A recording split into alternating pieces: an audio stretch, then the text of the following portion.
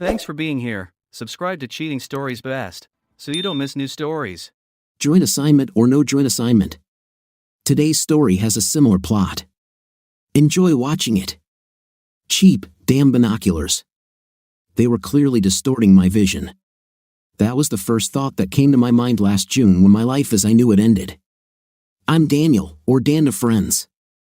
I'm 5 feet 10 inches tall, weigh 180 pounds, have dark brown hair, and what I've been told are sizzling brown eyes. I work for one of those government agencies that protects your rights and freedoms as an American citizen. Of course, I can't say which one. I could tell you, but in the interests of national security, I would have to kill you. I was squatting between 2 abandoned buildings in a rundown neighborhood in Washington, D.C., watching 2 people engaged in apparently voluntary adult affairs. Okay, even I'm tired of this official chatter. I watched the girl having a night with a guy through my binoculars and almost lost my self-control. I almost lost it for 2 reasons. First, because they were my colleagues supposedly on a mission, and second, because the hot girl was my wife. I couldn't stand it anymore and, seething with anger, I simply left the place.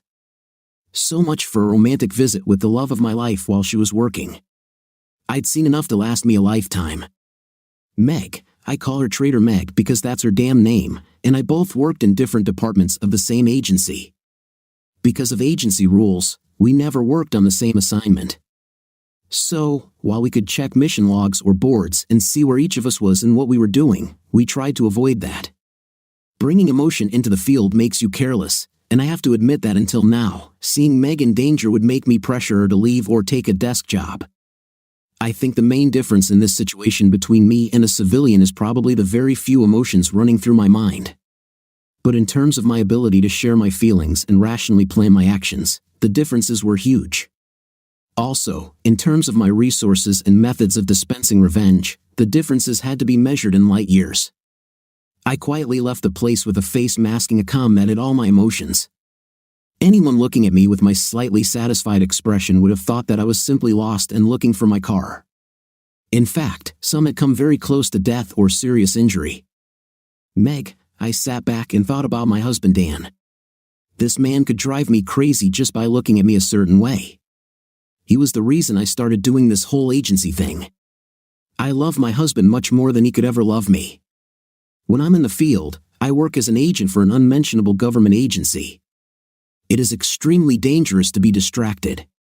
The danger around me and my partner is almost palpable. Adrenaline is coursing through my veins, and I know that any moment could be my last.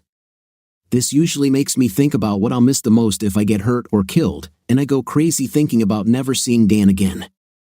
So, about a year ago, because I screwed up horribly on a mission, my then partner just dragged me into an abandoned building and asked me what the hell was going on.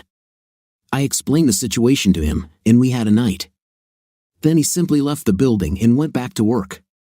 I completed the rest of the task well, and when I got home, I pounced on Dan, and we made love. He liked it, and so did I.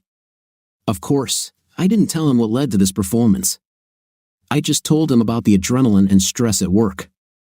A few months later, Jose, my partner, applied for a transfer, and I was assigned another partner. I didn't want to disrupt the mix, so I went to him to get what I needed.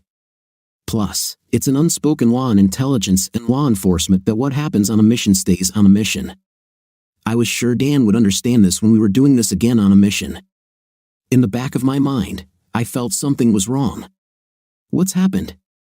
Ray asked, jumping up. The damn car is gone, I said, realizing we were in deep trouble. How could we explain that the suspect we were supposed to be following had just gotten up, walked out to his car, and driven away while we were at work? We should have at least called in a mobile unit to continue surveillance from the road. Stupid. You should have been keeping an eye on him, Ray snapped. If we get out of this, I'll change partners, he growled. Ray pulled out his cell phone and called the mobile unit. He told them that the car had just left, so with any luck, the mobile unit would be blamed for not finding them in time. Ray and I silently gathered our equipment, returned to the car, and drove to the base. We didn't say a word to each other the whole way. When I went down to the underground parking lot to pick up my personal car for the ride home, I found Ray waiting for me. You know, Meg, Ray said, Before we started working together, I felt great at my job. Now I feel like crap all the time. He continued, when it comes to intim, I have to admit that I'm weak. I heard rumors about you before we were assigned to work together, but that wasn't my problem, he said. Then we met, and I found out it was true, he continued. At first, I thought it was great, he said, smiling. But every time I see Dan, he's a great guy, someone you want to have your back with. Every time I see him, I feel like crap, like I betrayed his trust, he said. I feel like I should just tell him he's married to a damn prostitute and ask for forgiveness. So, when this task is over, we'll be done, he said seriously. I cannot allow a repeat of today's failure to jeopardize the security of my country, my marriage, my career, or my future life, he said, and then walked away without giving me a chance to respond. I got into the car and drove home. The house was dark and quiet. I turned off the security system and then turned it back on. In the kitchen, Dan hadn't cooked dinner, so he must have been very tired when he came home. He probably had an early call to work tomorrow, so he most likely just went to bed. This was unusual because, usually, if I was on a mission, Dan was constantly worried about me. He used to call me every hour when I was working. I would simply turn off the ringer on my phone, and his messages, usually short notes like I love you or just checking in, would go to voicemail. As soon as I finished, I turned on my phone, listened to all his messages, and wondered why he didn't call me. I checked my phone and saw that he had called me almost every hour until 8 p.m. He was probably home and in bed by then for his early morning call to work. Another strange thing was that he didn't wait for me. Usually, if I was out of the house, he would wait for me until I was back and safe. God, I love this man. I went up to our bedroom and turned on the light. Dan was a very light sleeper, so I expected him to wake up, but he didn't. Well, I could talk to him in the morning. I just needed to think about what to tell him. I knew Dan would support me no matter what, so I went to bed. I heard Meg come in but pretended to be asleep. The last thing I wanted was to have a night with her again. I woke up early the next day and went to work. After going through several layers of security required to access our work level, I grabbed a cup of coffee and sat down with my department head. "What's on our board today, Ari?" I asked. "You're still on duty with those arms dealers," he said. "Meg is." I interrupted him. "You know that I don't want to know what's going on with her at work." "We keep home and work separate," I said. "Oh, that's different," he said. She and Ray were not present for more than 8 minutes after their suspect left the premises. The mobile unit they called was already on the only road leading from the suspect's house, and when he didn't show up, they called a helicopter. He continued, "We had previously treated the roof of the suspect's car with an invisible reflective polymer, so the helicopter found him almost instantly. But he was at least 5 miles away," he said. "So, we'll have to ask them how the hell they lost him." "Seriously, strange things happen in the field," I told him. "Yes, I know. That's why we sent 2 agents there for simple observation," he said. "So, if one of them is busy, the other one picks up what's going on. Damn, you do the same thing with those gun dealers, and you're on your own. But every time the guy moves, you're like a shadow after him," he said. "There were 2 of them there, and the guy just got in his damn car and drove off," he screamed. "Luckily for us, he just went for a ride. What if he had washed his damn car and the helicopter couldn't identify him? After this task, I will have serious questions for your beautiful wife and her partner," he said. "But to keep up appearances, I'll send them back and tell them nothing bad happened. If they screw it up again, though, I'll have to take off my good guy hat and become Dr. No," he said seriously. "So, I know you keep work and home separate, but tell her to get her pretty head out of her 5th place."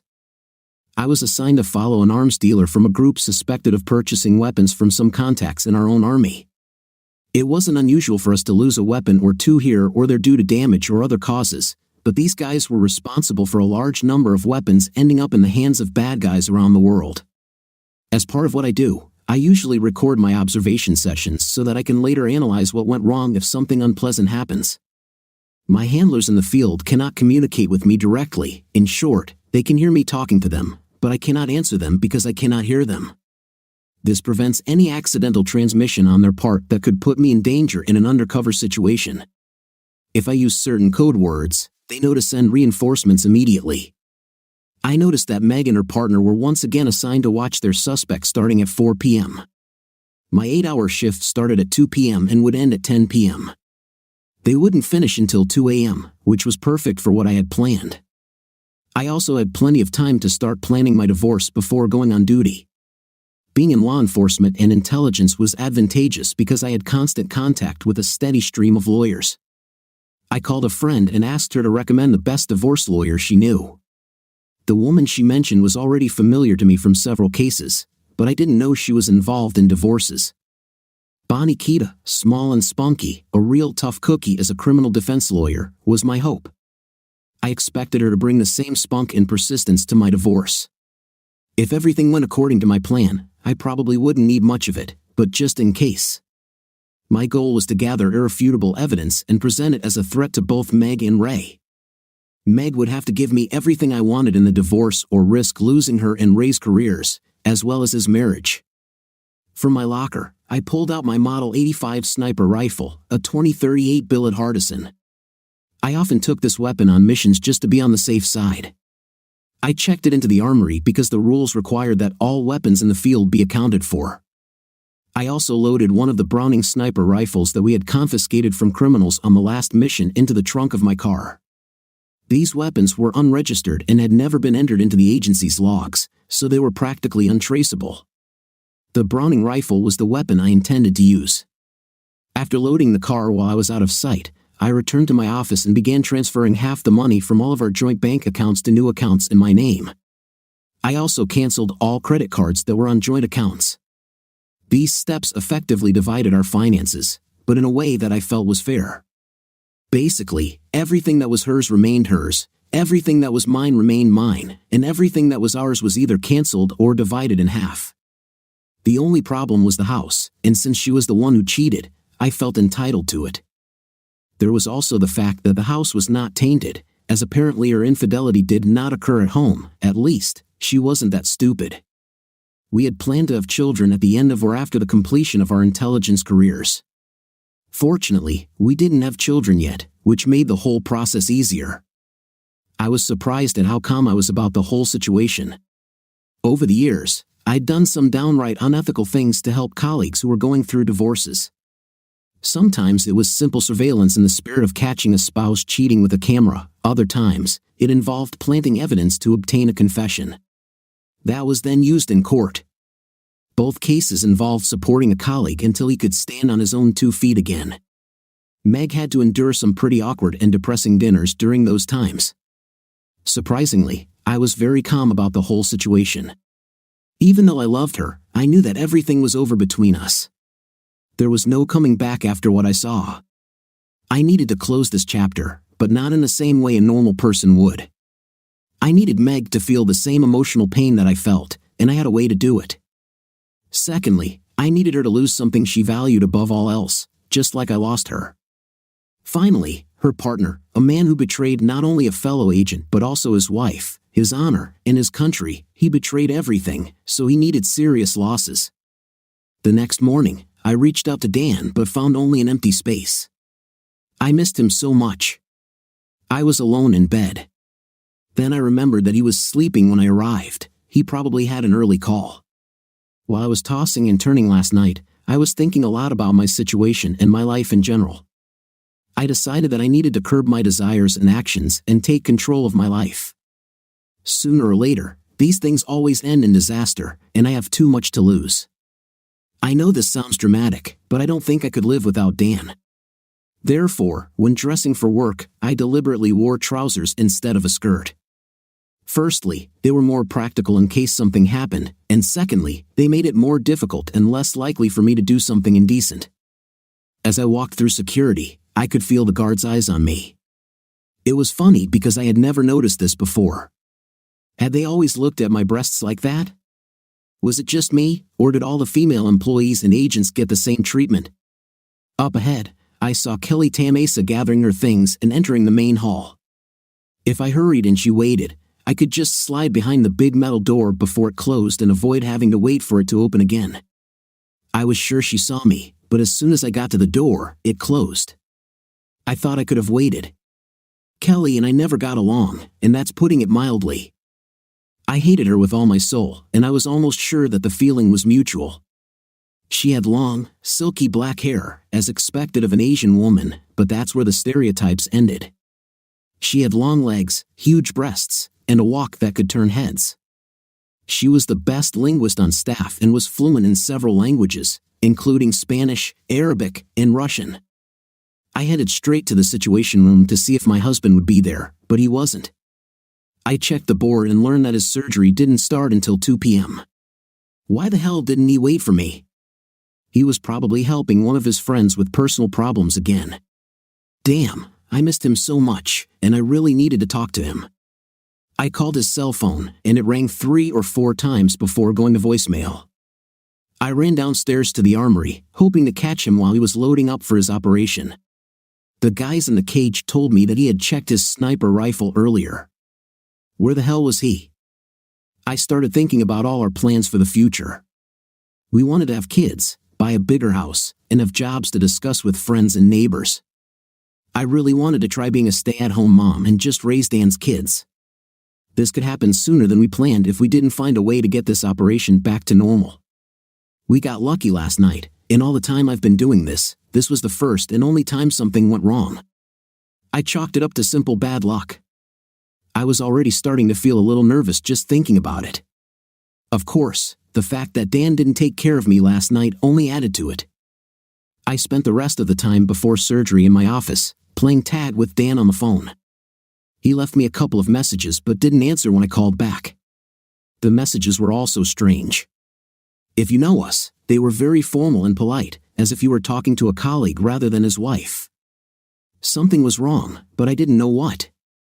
Perhaps the problem that Ree and I narrowly avoided last night had affected him. He was friends with the department head, so he might have been trying to distance himself from me at work in case a storm blew up. It wouldn't be good if we both ended up out of work. Of course, he might be mad at me for having him vouch for me to Ari. He had to do this once during my probationary period as an agent, and he vowed not to do it again. That was probably what kept Ree and me out of trouble. 4 hours later, Ree and I were back on duty. We heard from the agents who were on duty before us that our subject, Mr. K, was asleep because he was drunk. "Meg, I'm sorry about all the crap I said last night," Ray said. "I was just pissed that we let this guy get away from us," he continued. "So, no offense?" he asked, holding out his hand. "Well, maybe," I said. "Listen, Ree, you know how I am," I said. "When I'm nervous, I get careless. In our business, carelessness and nervousness can kill us," I continued.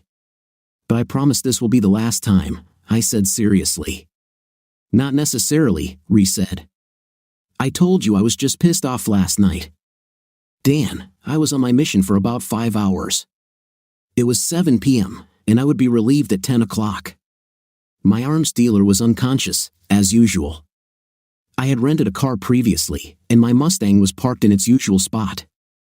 I couldn't use it for 2 reasons. Firstly, if they investigated, they would look at the tire tracks. Secondly, the car's engine and exhaust system were so loud that both my handlers and my suspects would have heard it.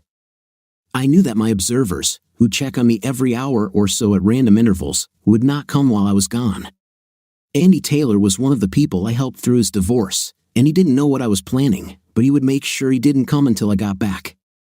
Starting the recording made at 7 p.m. 4 nights ago, I opened the window at the back of the house I was using for shelter and climbed over the rope I had installed specifically for this purpose to the next building. I also didn't want extra footprints to alert the investigator to my absence. Once I was on the ground, I got into my rental car and drove 3 miles to my vantage point above Meg's mission. I fired up my digital camera and started recording video of Meg and that idiot Ray. I then set up my Browning rifle. I looked through the scope and discovered that they had started without me. I had the Browning rifle in sight. It was so easy, but I didn't want to kill anyone. I shot, but not to kill. I calmly picked up the Browning rifle and returned to the rental car.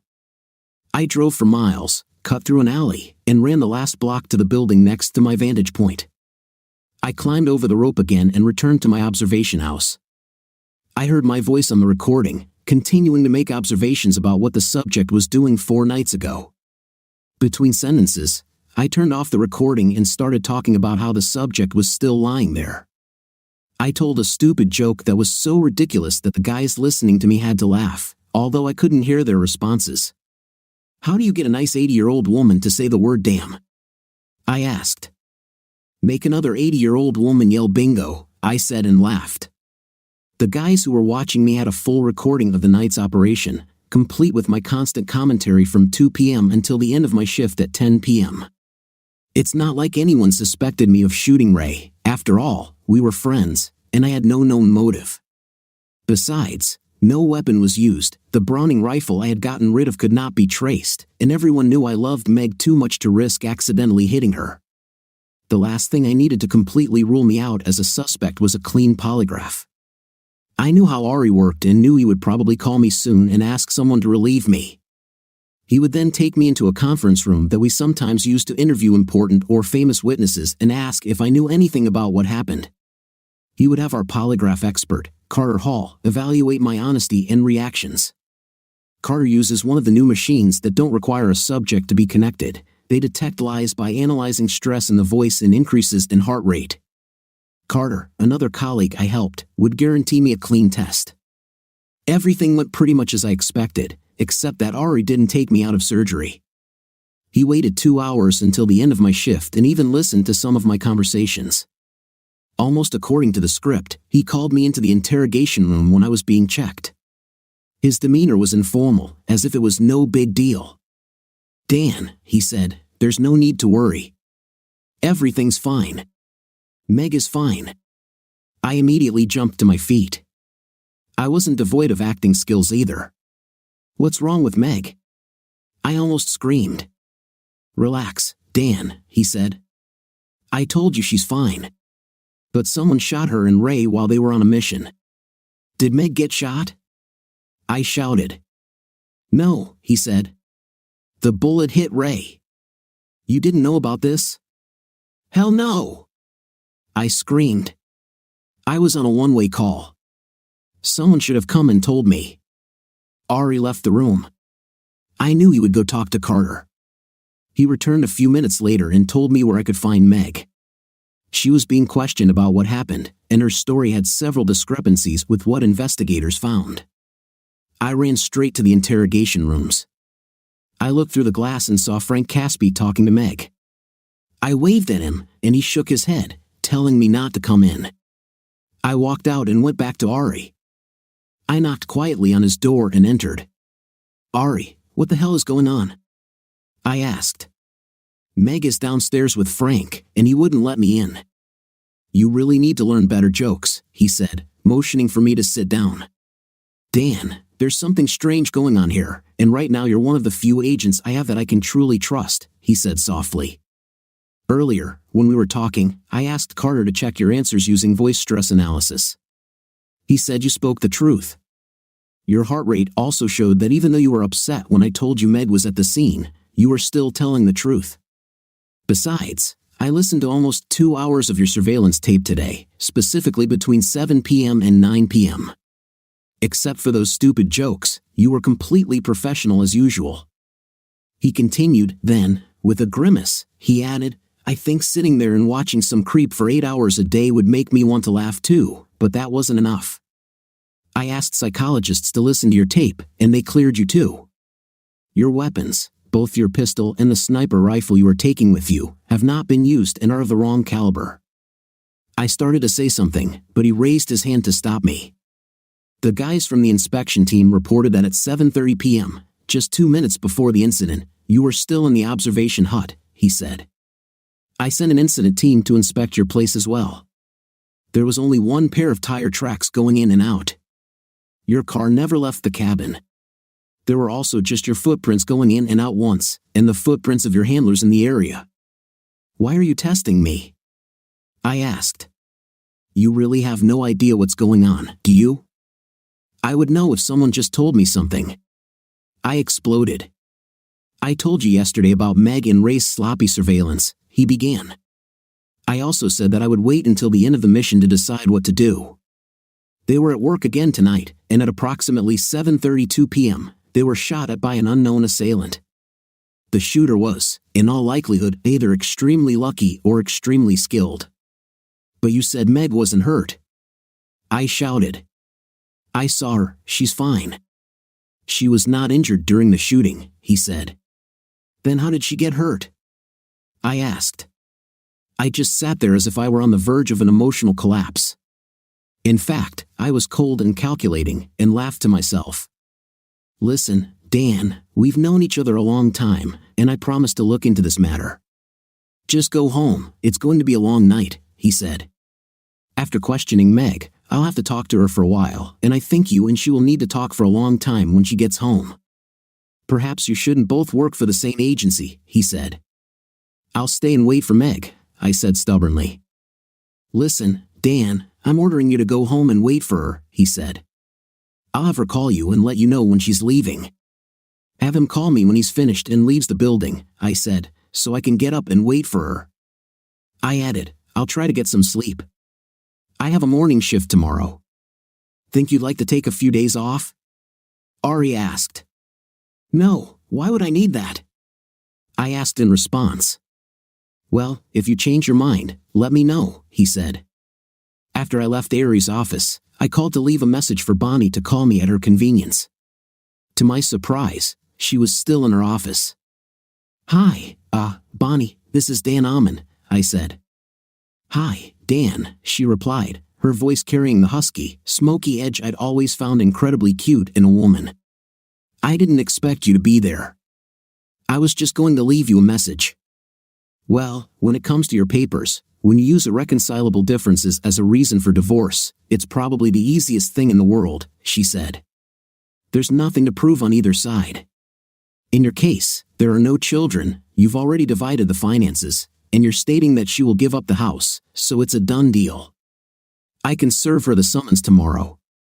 I can also bring the other party to trial for alienation of affection if necessary. Okay, how did you know? I asked. You and I have crossed paths in court several times, she said. You always check your affairs very carefully, so I know enough about you to know that you love your wife and have probably never cheated on her.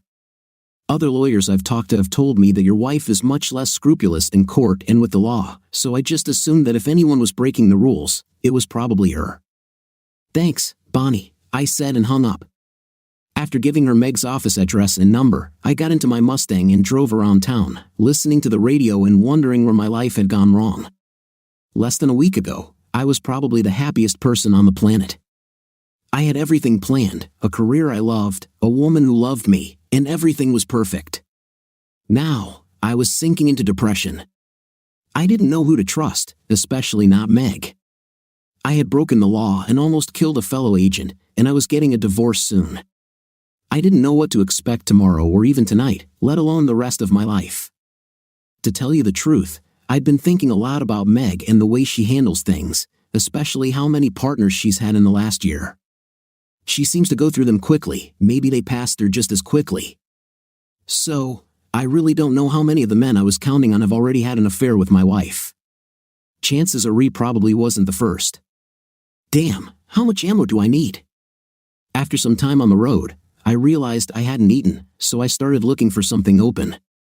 I saw another Mustang parked at an old-fashioned hot dog place. It must be some kind of sign, so I parked nearby and went inside. There was a fat and sloppy night cook sitting at an even fatter counter and a lone customer at a table away from the windows. 2 hot dogs with everything and add some pickles, I said, sitting down next to another customer. To go, I added, noticing his curious look.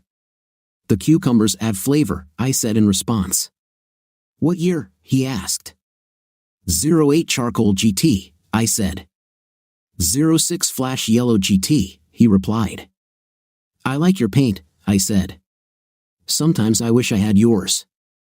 There are times when you really want to be inconspicuous, and a bright yellow Mustang is pretty hard to hide, he said.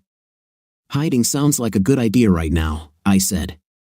You can't escape this, he began. It's like our cars. How so? I asked. When the cook brought me the food, he said, look at the front of the horse, the running pony. This horse is a purely American symbol. It means freedom. But if you look at a horse, it doesn't run away from something.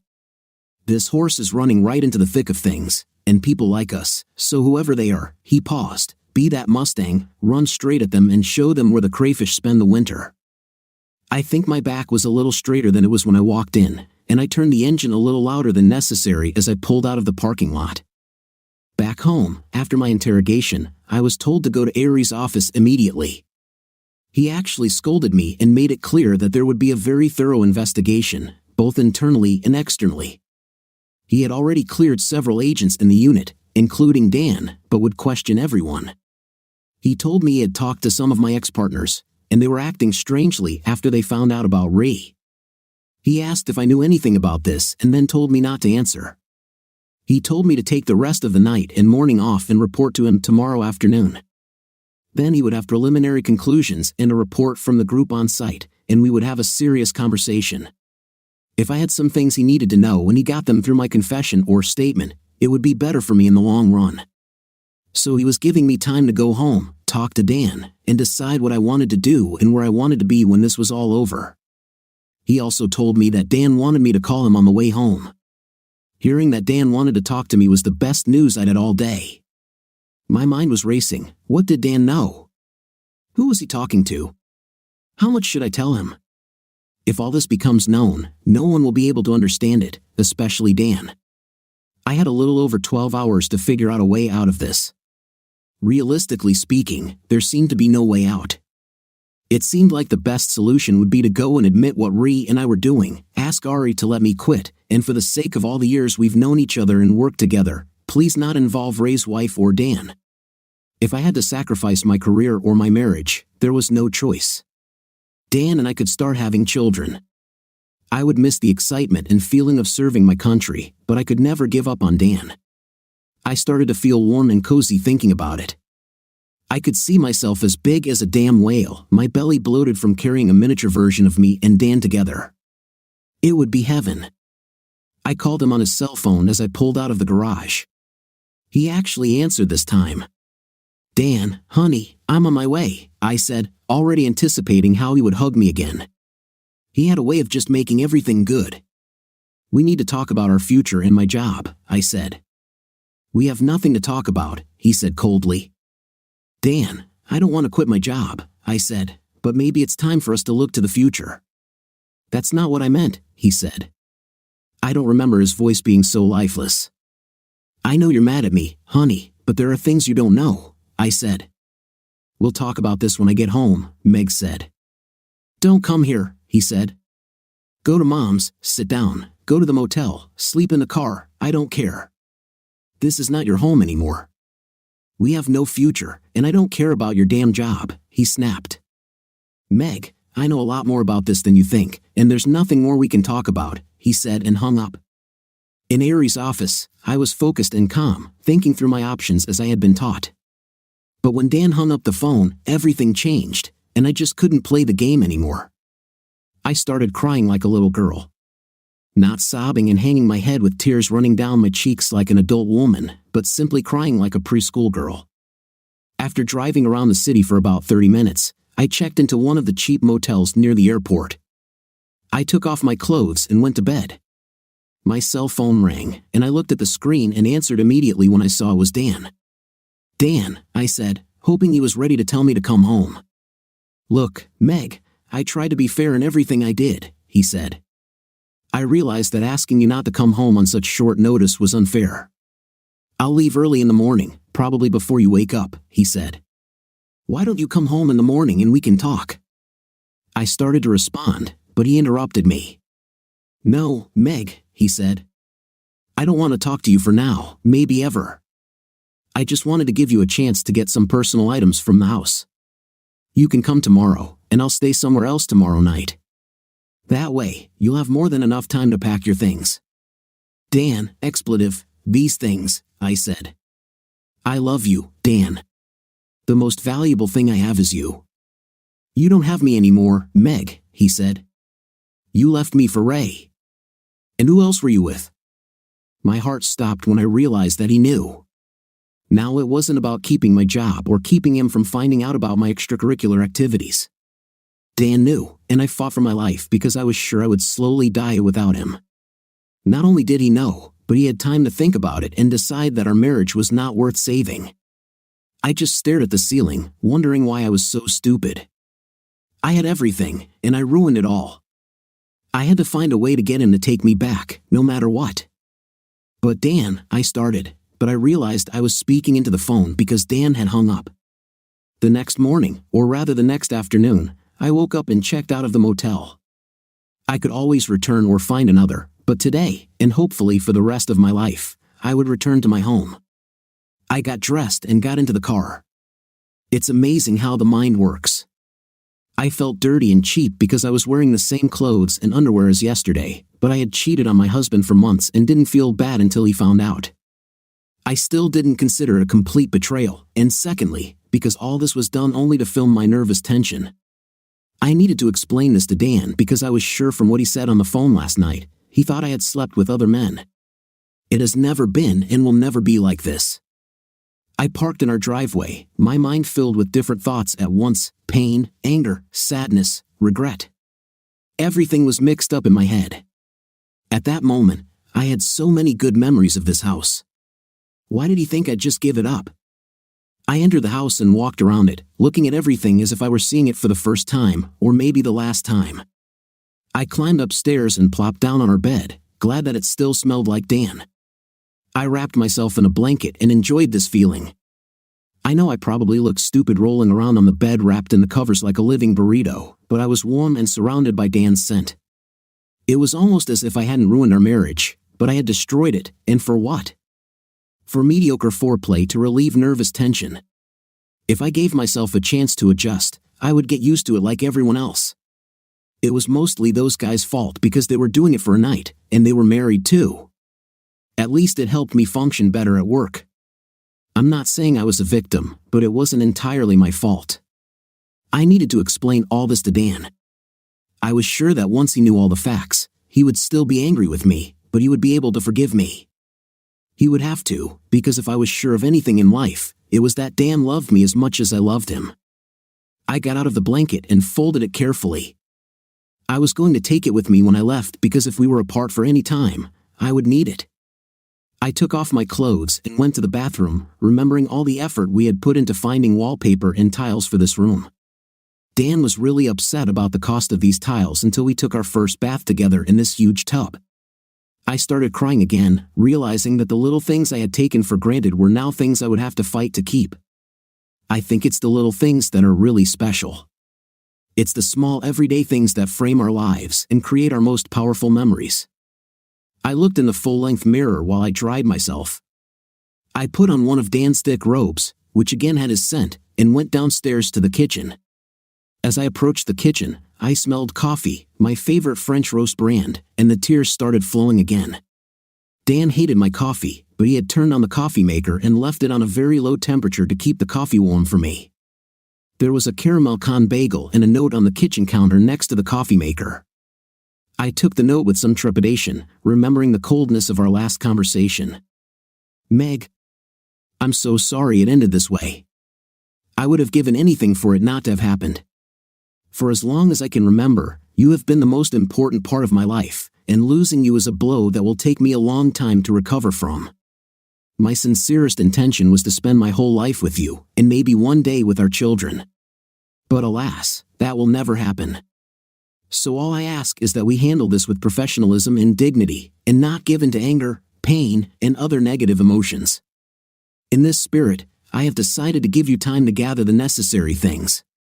Please try to show me the same courtesy as I tried to show you. Please take back everything that belongs to you, whether it was purchased by yourself, jointly by both of us, or by me as a gift to you. Please don't take or damage my things. Please also make a list of the things we shared that you would like to keep. I'll mark the ones I don't need, and maybe we can agree on the rest. My intention is to keep the house. I believe that this is fair. As the injured party, I have the right to this. If, in time, the house becomes too big and empty for me, I will give you the opportunity to have it. If you also don't want the house at that moment, we can put it up for sale and split the proceeds. I don't think there's much more to say except that we're both suffering now, at least I am, and I'm guessing you're suffering a little too. But since I've probably never known you, I could be wrong.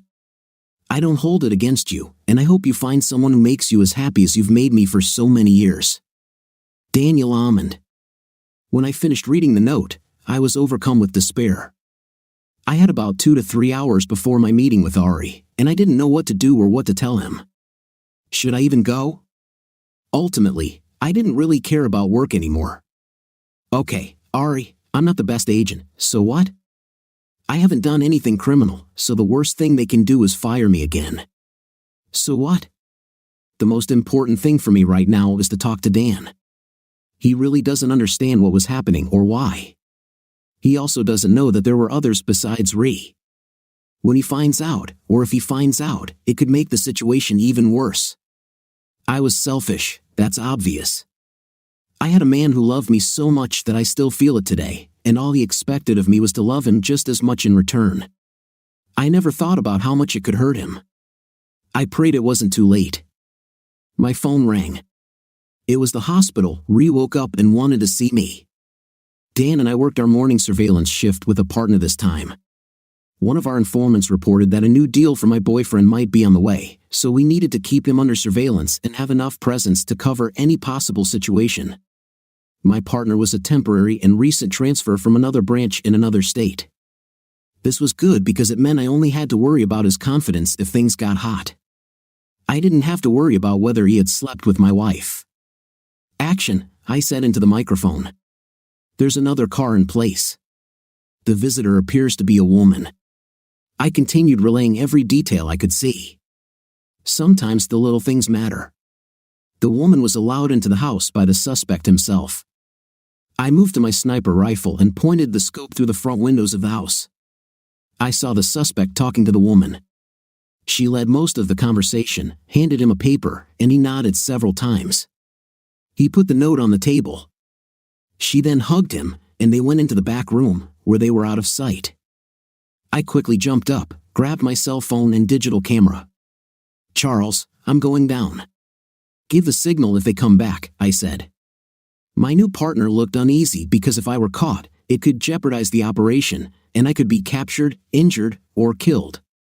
But like most good agents, he immediately assessed the risks and simply nodded. I crept down the hill, keeping an eye on the door through which they had entered. I used everything I could for cover and finally hid behind the woman's car. Then I crouched under the window and looked inside. I could clearly see the paper, but even from such a distance, I could not make out what was written on it.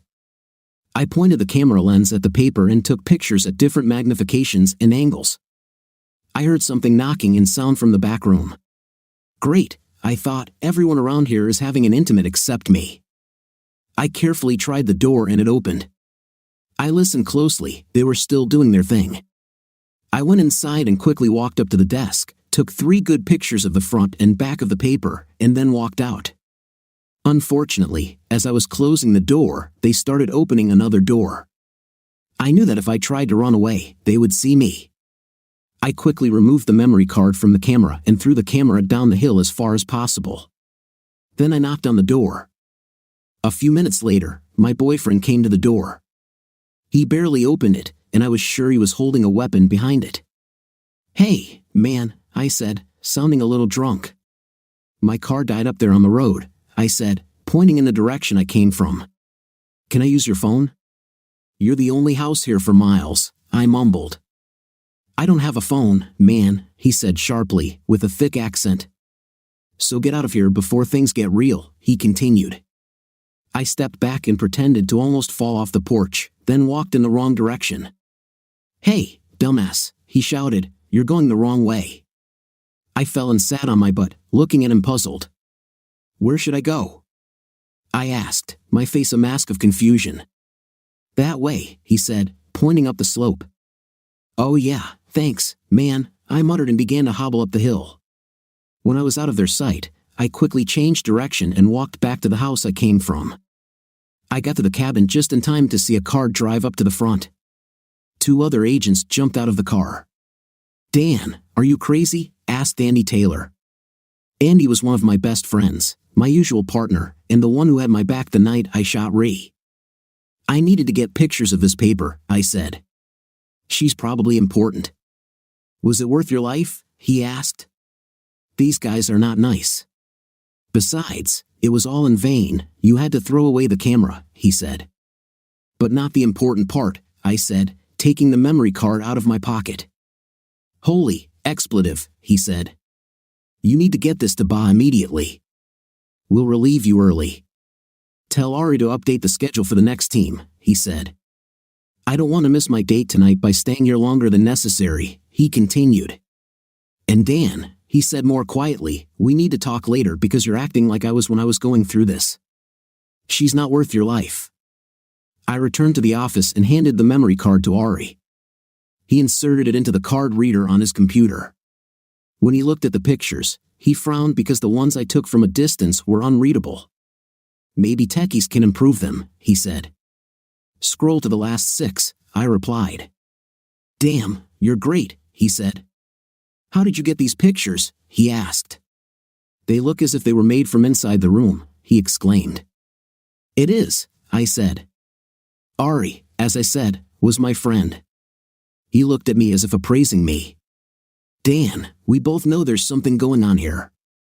There's an elephant in the room that we're both uncomfortable talking about, he said softly. I don't have all the facts, but I know Meg is involved, and I'm pretty sure how, he said. I also know that you probably know something too, and it's killing you, he said. But don't start taking unnecessary risks because you're going through something terrible, he continued. We have a difficult job. More than half of my agents, even those who are not married to someone in the service, are divorced, he continued.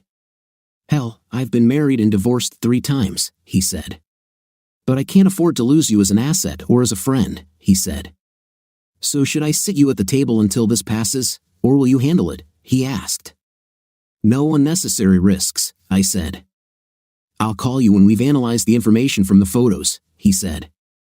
Good job. I went to the shooting range and spent an hour practicing. It also helped me blow off steam and relax. Doing it here was the only option since I had given Meg access to the house for the day. After the shooting range, I went to the gym and started doing strength training. For the first 20 minutes, I was alone. Then I heard a voice behind me. I hear you're some kind of super spy now, she said. I turned around to see Kelly Tamasa standing behind me in what looked like a tight workout outfit. I had seen her in the building for several years. She was hard to miss, but I was always so in love with Meg that I never paid attention to other women. No, just doing my job, I replied. I really had to make an effort to look at her face and not at her cleavage and breasts. She smiled, noticing my struggle to keep my eyes off her figure. I'm used to having a private workout here at lunchtime, she said, so I dress for comfort, she continued, or at least as comfortable as I can be in a public place, she added, leaving the air filled with innuendo. Well, this is my last day, I said, so soon you'll have privacy again. Well, I'm getting used to the idea of having a training partner, she said. Besides, I have an idea, she continued. I tilted my head slightly to indicate that I wanted to hear her idea, and she continued, field agents get better training when it comes to self-defense and things like that. This was the first time I had heard someone use etc. in a sentence, and it made me smile. I hadn't smiled since I found out about Meg, so it made me feel better, and some of the tension I was carrying around with me dissipated. So, what about this, she said, pointing to the rubber surface of the sparring area. Somewhere in the back of my mind, I remembered someone saying something about Kelly having a black belt in some form of martial art. I also remembered that she liked to humiliate field agents by defeating them in impromptu sparring matches. Okay, I heard myself reply, and then added, don't be too hard on me. I hope you will become cruel to me, she answered with a smile. That was a strange remark, I thought. I wondered what she meant. We got into a fighting stance on the carpet, and before I could say anything, I thought, I'm still married, so I shouldn't do this. On the other hand, Meg clearly wasn't thinking about me, so why should I doubt it? She leaned over me. We can't do this, I said. I'm married. If half the rumors around here are true, you won't be around much longer, she hissed. You're not the kind of person who tolerates cheating, she said, especially when you can have someone who will be faithful to you," she continued. I felt like I was in a movie, and once I decided to go for it, the scene changed abruptly. Suddenly, I felt like I was in a remake of Aliens when I heard Meg's voice booming from above and behind us. "Get away from him," she screamed. She then grabbed Kelly by the waist and pulled her off me. Kelly quickly stood up and took a fighting stance against Meg, who clearly had no intention of backing down. I grabbed Meg by the waist and pulled her away. "Maybe I'll see you later," Kelly said. "Not very likely if I say anything," Meg hissed. Kelly smiled and said, "I'll mail you my phone number," as she left the gym. Meg's hospital room looked like every other hospital room I had seen over the years, an antiseptic mixture of gray and light blue designed to make patients feel better, but which only seemed to deepen their gloom. They might as well try putting baby elephant stickers on the walls because it wouldn't lighten the mood. No matter how cheerful the paint or decorations, it would be almost impossible to lift the mood because people in the hospital are there because they are sick or there's something wrong with them. In most cases, the only thing that makes them happy is the news that they are going home. I saw Ray's wife as I quietly closed the door behind me. Suddenly, I realized that I couldn't remember her name. Why should I remember her name? She is his wife, not mine. I didn't want to be there at all. I should have dealt with my own problems and not come to hold the hand of a grown man. He had a lot of nerve to call me here like that. I had already practically saved his life. What more did he want from me? It wasn't me who shot him, and I had nothing to do with it. His voice sounded like he was heavily pumped up on painkillers as he asked, "Baby, give us a minute. It's for work, you know." "I can't discuss it with you in the room," he said. "Don't worry, I'll give it back to you in a minute," I said, handing her the flowers I bought from the gift shop downstairs. I stumbled again, trying to remember her name, and almost called her baby myself. So much for a compassionate partner trying to ease his wife's pain. I just was not very good at it. But one thing I learned was that she either didn't know about Ree and me, or she was fine with it. I knew this because if she knew and wasn't okay with it, she would be upset, and I would have to deal with it. I smiled again and waved as she closed the door. As soon as I heard the door lock click, I turned to Ree, and my face changed. "Why the hell did you call me here?" I asked sharply. "I have a meeting with Ari in an hour and a half," I continued, "and Dan knows about us. So, I'm going to have to do a lot to try to save my marriage. As much as I feel sorry for you, I have more important priorities." Ree's eyes narrowed, and the screen monitoring his heartbeat sped up. "You're a really cold expletive," he said. "I only called you here to ask you one question," he continued. "Besides, I called you to help you." Almost everyone from the apartment had already come either while I was still unconscious or afterward, so it seemed really suspicious that my partner was one of the few who didn't show up. "Do you think Dan shot me?" he asked. "Why are you even asking me this question?" I snapped. "I've been thinking about this a lot since I woke up," he said. "When the ballistics came in, they shouldn't have, but they told me a few things. Because of the penetration of the bullet into the wall after it hit me and the caliber, they think the bullet was fired from over a quarter of a mile away," he said. "There are only 2 guys in our unit who could make a shot like that, and the ballistics experts don't even know that the shot was harder than they think." "Why was it more difficult?" I asked. "Because whoever it was shot at me without hitting you," he said. "Once again, the only guys in our unit who could have made a shot like that were Ari, when he was at his best, but he's no longer in shape, and your husband Dan. When they found out about me, all your old partners started acting strange. I don't think any of them want to go against your husband," he said.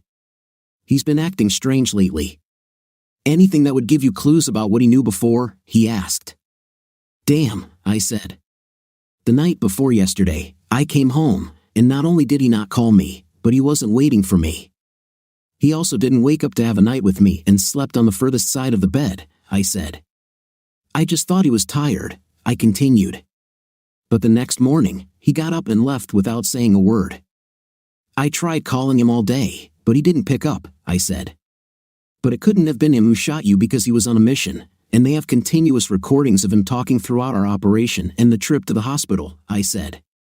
"There's no way even for Dan to be in 2 places at once," I said. "He also took a lie detector test and a vocal stress test," I said. He didn't even know you got shot before everyone else found out because he was in the field, I said. Besides, if it had been him, he probably would have shot both of us. Sadly, I think I'd rather he shot us both, I said. Because if I don't find a way to get him back, I'll probably die anyway. I'd rather have a quick, clean bullet than have to fight and watch him without being able to touch him or talk to him, I said. And the worst part would be if I had to watch him start dating someone else. It would be a slow, painful death, I said. Something like me, Ree said. I may never have children, he said. And even if Betty doesn't find out about us, she probably will when the crime scene report comes out. Why would she stay with me if we can't have a night, he said. I also talked to Ari, he began. No matter how this ends, I think I'm going to have a desk job or something worse. And you have problems too, he said. Besides asking you if your husband shot me, I wanted to warn you, he said. Though after talking to you, I'm starting to wonder why, he said. I told Ari to throw you back into the field as quickly as possible so you wouldn't be scared by my failure, he said. Well, you know they won't send a woman out into the field alone, he began. And no one wants to work with you. What? I screamed. Almost every one of your former teammates has applied for a transfer, he said. This looks really bad, and I think even people you haven't worked with don't want to work with you, he said. Bad news travels fast. To be honest, I already told you that I heard rumors about you before we were assigned to work together, he said. And I think our recent string of failures hasn't helped your career at all. Perhaps that's how Dan found out about us, and you know how men exaggerate, he said. That's why Dan thinks you and I slept together. Ray! I screamed. I know you don't owe me anything except to save your life, I said. But if I bring Dan here, will you tell him the truth about what we did and why? Ray nodded slowly. It's all yours, Betty, I said joyfully as I left the room. He'll do great, I added in the elevator on the way down. I again wondered whether I should even go to meet Ari. Maybe I should just type up my resignation letter and submit it. My priorities right now should be saving my marriage, then saving my job, then Ree and his career and marriage. If I have to leave Ree to his fate to save my marriage, then so be it. When I arrived at the office after going through security, I ran into Maxine Penn. Maxine was an old friend of mine from the academy. Unfortunately, she couldn't stay in field work, so she became an analyst. Maxine was usually the most cheerful person you could meet, but this time she couldn't meet my eyes. Max, what happened? I asked. I've heard a lot of bad things about you lately, Maxine said. But you should check out the gym before it's too late, she continued. What are you talking about? I asked, looking at Maxine's retreating back. I thought it was probably something stupid, like someone had written for a good time, call Meg on the wall. But even if it was something like that, I didn't want Dan to see it and think it was worse than it was. At this point, I was confident that I could explain the truth to Dan, that I had never had an intimate with anyone but him since we met, so it wasn't as bad as he thought. It really wasn't cheating, and I was sure, especially after the note he left me and everything else he did, that he still loved me enough to forgive me eventually, even though it might take a while. I was ready to do literally anything to get him back. I went to the gym and opened the door, finding myself in shock and pain. It was like someone punched me in the stomach multiple times, and I couldn't breathe. It seemed like there was a red veil before my eyes when I saw Kelly with my husband. Get away from him! I screamed, dragging her off him. I felt Dan pull me away from Kelly, telling her that maybe he would see her later. I was so angry. Not very likely if I decide anything, I growled through clenched teeth. Believe it or not, Kelly just smiled and said she would mail him her phone number. I wanted to run after her and beat her up, but Dan wouldn't let me. Dan, I said. I love you and only you. Can't we talk about it? We have nothing to talk about, Meg, he said. As he said this, he brushed the hair out of my eyes and held my face. I loved it when he did this, even now. One touch from him began to restore order in my head. Sorry, he said. An old habit. It won't happen again. But I want it to happen again, I said, sobbing. Dan, you don't understand. I never slept with any of them, I said. There was more than just Ray, he asked. Yes, but that was only because I needed to relieve excess adrenaline when I was on a mission, I said.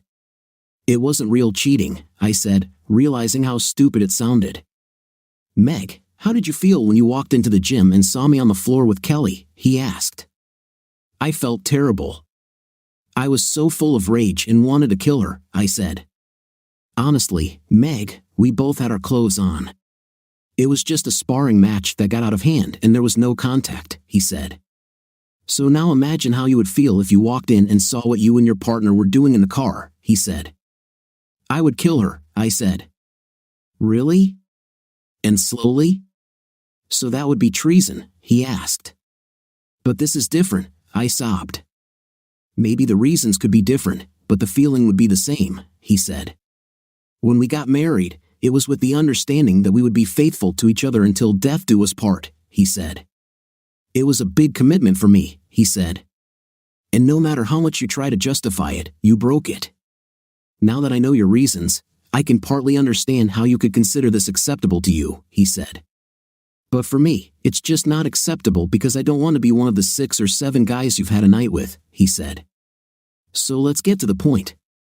For the sake of the 10 wonderful years we spent together, I forgive you, he said, looking at his watch. Aren't you late for your meeting with Ari? He added. Oh, yes, I said. I almost forgot. Can we finish this later? He sighed and nodded his head. I'll go into the house, he said. I ran up the stairs with my heart lighter than it had been in days. Dan forgave me, and that was all that mattered.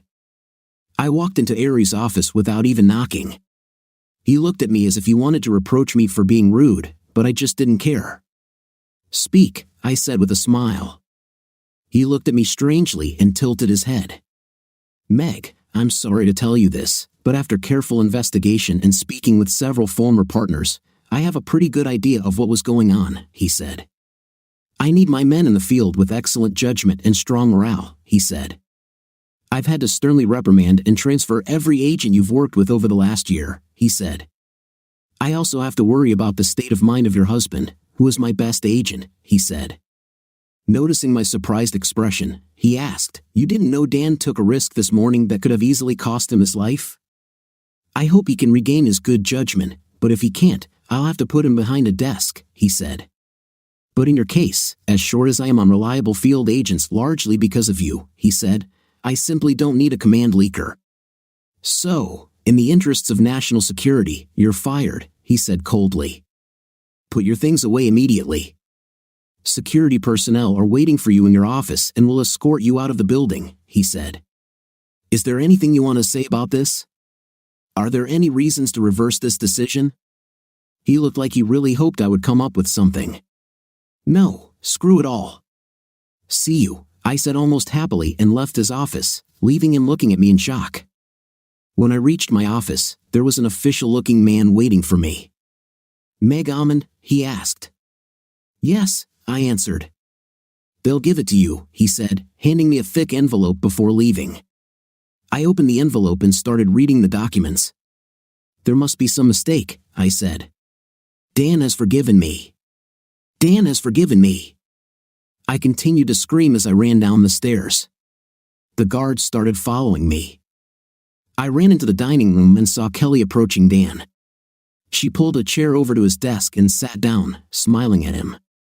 Dan has forgiven me. I screamed. Isn't that right, Dan? Yes, he said. I have forgiven you. Then why did this little man give me divorce papers? I asked. And why are all my ex-partners listed in them? It will cause divorces for them too. It's not fair, Dan, that we get back together and they all end up divorced, I said. We're not getting back together, Meg, Dan said slowly. He couldn't see Kelly smiling at me behind his back. I forgive you, but that doesn't mean I can live with what you did, he said. It also doesn't mean I can ever forget or even get over it, he continued. And it especially doesn't mean I can ever trust you again. Without trust, there's no point in being in a marriage, he said. We just need to move forward with our lives. And who knows? Maybe when the pain and wounds heal, we can become friends, he said. Friends? I thought. I don't want to be his damn girlfriend. My heart beats only in response to him. I know I made a big mistake, but that doesn't mean I have to lose everything: my job, my reputation, my marriage, my husband, my lover, my best friend. I'm losing everything. Ari said he didn't have enough agents and would probably reassign Kelly to field duty temporarily. Then she'll get everything I'm losing. She's already after Dan. The ink wasn't even dry on her damn divorce papers yet, and she was already clinging to him. No damn chance, I thought. I collapsed as if about to cry, and then, as quickly as possible, I grabbed one of the guard's guns from his holster. When they started to retreat, trying to figure out what I would do, I fired twice.